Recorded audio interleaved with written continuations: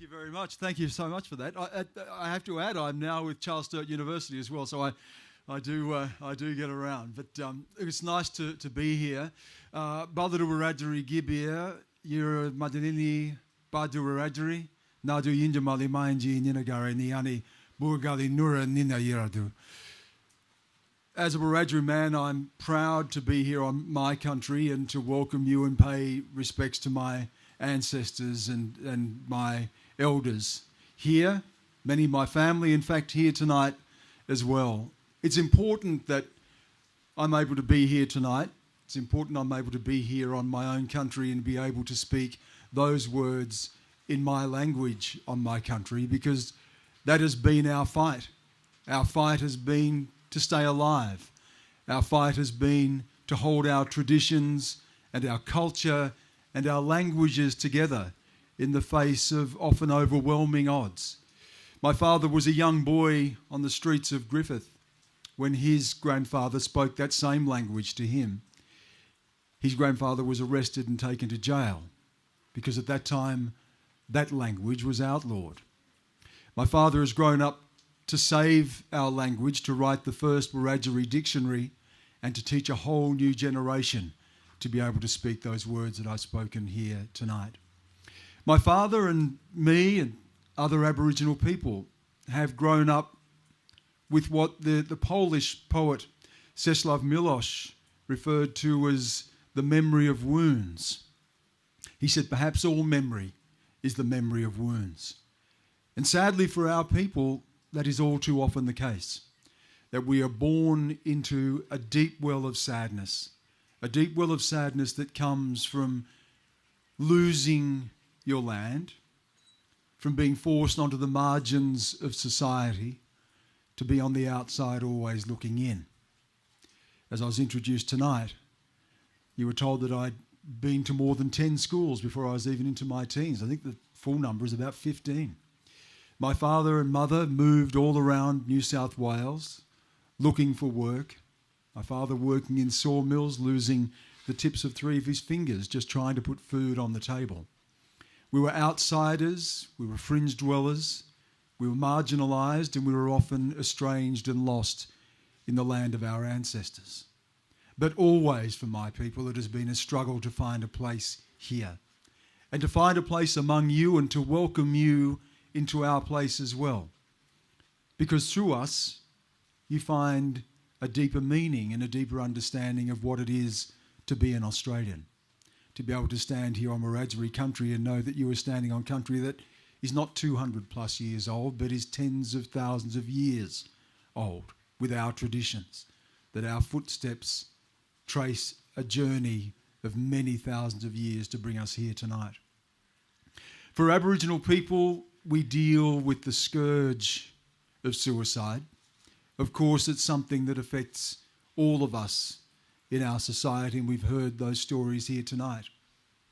But imagine how much more difficult it will be to live with that every single day of your life. To live with the reality that for Aboriginal kids under the age of 14, they are 9 times more likely to commit suicide. 9 times under the age of 14. Just this year we saw a 10-year-old girl in a far-flung corner of Western Australia take her life. 10 years old. And we've all, so many of us have had children and we've all been 10 years old. We know what a 10-year-old is meant to be doing. Here was a girl who should have been giggling with her schoolmates at the back of the class, who should have been singing to herself in a mirror with a hairbrush or skipping with a rope. Instead, she took her own life because she too was born into that memory of wounds, that deep sadness that holds so many Aboriginal people today. And of course, she wasn't alone. She was just the latest in a long, long line, long list of Aboriginal people in that part of Australia who'd taken their lives. 17 people had killed themselves in 3 months just in those communities, just in that part of Australia. 17 people in 3 months. For Aboriginal people under the age of 35, suicide is the biggest single cause of death. And we ask ourselves how this can be in a country as prosperous and as cohesive and as overwhelmingly successful as Australia. I've asked myself that question. I spent 16 years of my life living outside of this country. As a reporter, I covered the big stories of our time. I saw war in Iraq and Afghanistan. I saw terrorism right throughout the Middle East and Southeast Asia. Peered into the Cold War reclusive regime of North Korea and saw the rise of China. And I came back to Australia 2 years ago, to a country that is in so many ways the envy of the world, that is in so many ways a country that stands as a beacon of hope for the world, and a country where our people, as you heard in the introduction, still die 10 years younger than the rest of the population, where we are fewer than 3% of the population and we are 25% of those behind bars, where mental illness is rampant amongst our people. Depression afflicts us in numbers that far outweigh the rest of the population. That we live in this country of so much plenty, and yet we still are at the bottom of every single socio-economic indicator. You know, I wondered when that 10-year-old girl took her life.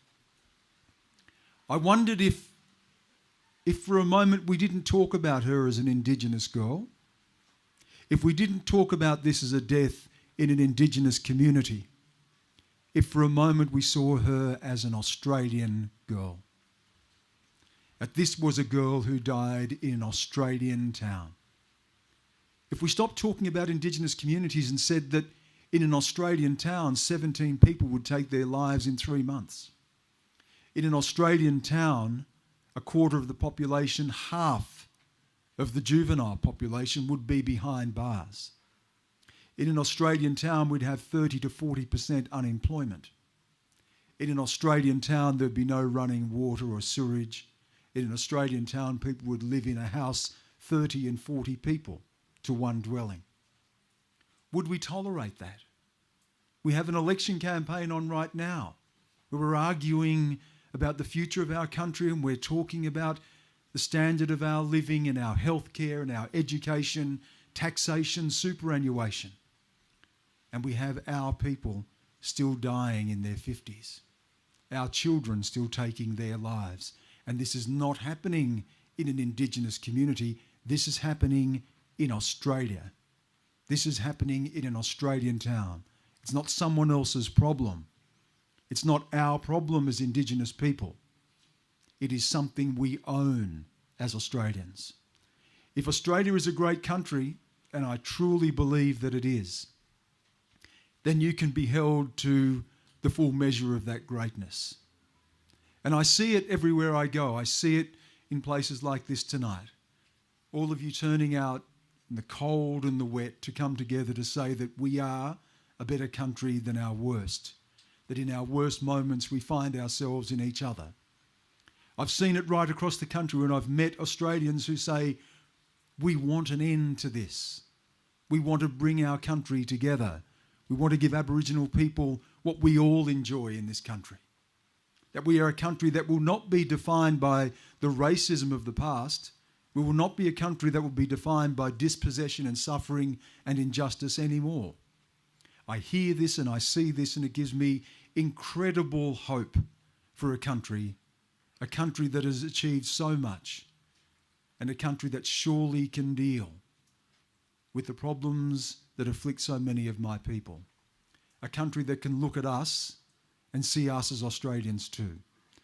A country that can see us and see that we live in Australian towns just like the rest of you. Just recently I was in Alice Springs at a suicide prevention conference, and an old man spoke to me there. He was an old man who'd come in from the bush to attend the conference, and I asked him why he was there. He looked at me, and in English, which would have been his third or fourth language, He spoke so beautifully and so eloquently. He said, I just want to be able to sleep again at night. I just want to be able to sleep again at night. He'd lost his grandson and he'd lost his nephew to suicide. And for so many of us here, so many of my people right across Australia tonight, we're asking the same question. When are we going to be able to sleep again at night? When are we going to be able to enjoy everything this country has to offer and share in the incredible prosperity and the good fortune of this country, that the first people of this country will no longer be the last people of this country when it comes to every other socio-economic indicator? That we'll be seen too as living in Australia, that we'll be seen too as people who live their lives in Australian towns. Thank you so much for inviting me along tonight. It's been a real pleasure to be here, and thank you again to my family who've come along to see me. It feels so good to be back on my country, Wiradjuri country, and to be able to share this night with all of you. Thank you.